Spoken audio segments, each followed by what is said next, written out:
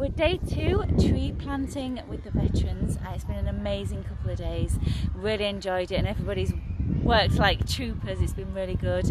I have got an ex-serviceman here, and he's had an interesting story and had a few struggles, and you know, we'd just like to let you know his journey, and I'll stop waffling and I'll let you take the floor. So this is Tim. Hello. Spent 10 years in the army. The last couple of years we're really busy with Iraq and Afghanistan, back to back. Really short times in between the tours. Very, very busy tour in Afghanistan. Every soldier's dream, doing his job. On the ground, working hard. I realised I had a few problems when I was there. I was being very obsessive with my work, but the obsessive rituals I was picking up to deal with the fear and the anxieties was then draining me. So not only was the work we were doing on the ground draining, the after effects of it, i.e. the obsessiveness and the depression and the low energy levels of being so obsessive, got me down, which resulted in me being taken off the ground after a couple of high profile operations.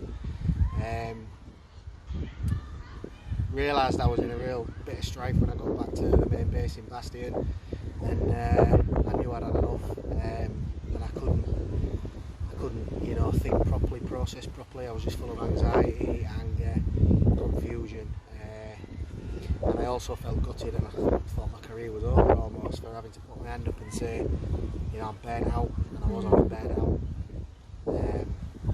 But well done for putting your hand up there. Yeah, you know. Well done didn't help at the time. I went straight from Afghanistan with some of the soldiers, some of the Royal Marines who were injured in my last operation. I was flight home, and I remember one of them turning to me. They were in like hospital beds with all the care and equipment given to them from the nurses, and I was sat on the floor of the C-17. I didn't even have a seat at the time, and nobody was really dealing with me. And I remember one of the Marines coming over to me and saying, "What should we do?" And you know, I nearly died 10 times over. Shame. You couldn't really see what was wrong with me, but mentally I was destroyed and burnt out. Stepped off the back of the C-17 at Bryce Norton. Everyone went to Selly Oak Hospital with other injuries. I was sent home within a week. It's the first time I tried to take my own life. Right. Luckily I was pulled from the motorway by a passerby. Within 6 months I piled the weight on with the antidepressants. The system then wasn't great. I couldn't comment on what it's like now, and within a year I'd been discharged without the correct financial care and, you know, future support in place really. Moving on from that, it then became a battle with myself. Low mood, depression. I lost my wife. I was also left with a 6-year-old boy who I brought up on my own at the time. So I was fighting all the anxiety, the obsessive, you know, compulsive disorder, the depression, and the horrors of the job I'd done on the ground in Afghanistan. I think they came to the fore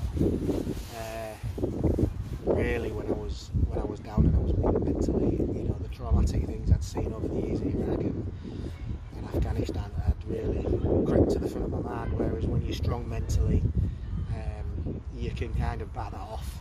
Exactly. So what was the turning point for you, Tim?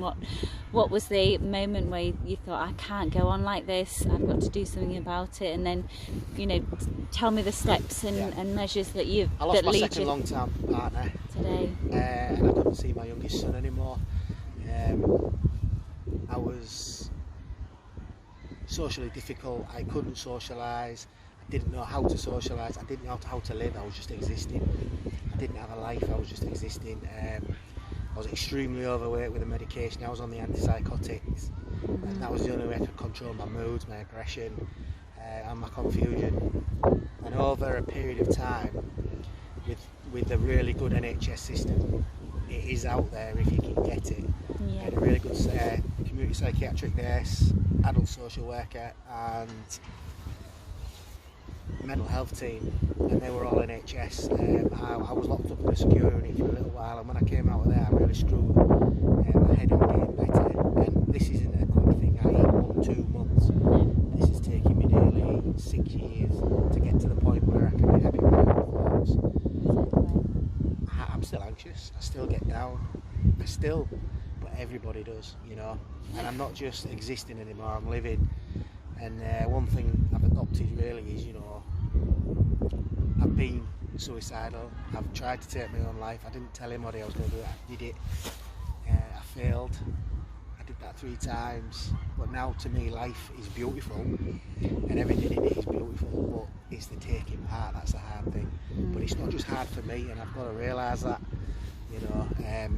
And now I find joy and real fulfilment in the simple things in life. Yeah, hence like the Green Task Force. You was a trooper yesterday, you know, working alongside, and you know, it's about reaching out, it's about getting the support. There is support out there, and people are struggling.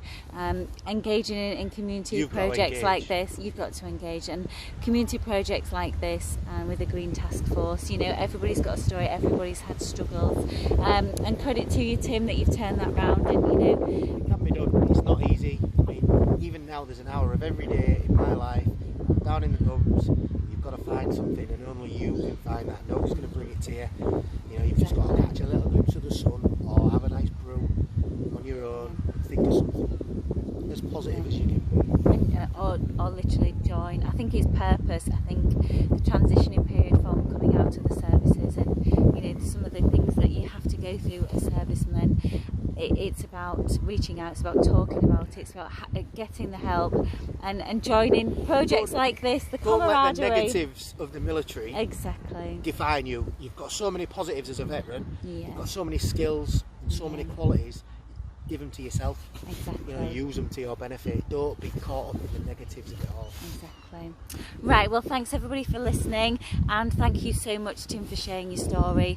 Life is a battle and life is a struggle for sure, but it is what you do with it. So reach out, and I shall see you all soon. Take care. Bye bye. See you.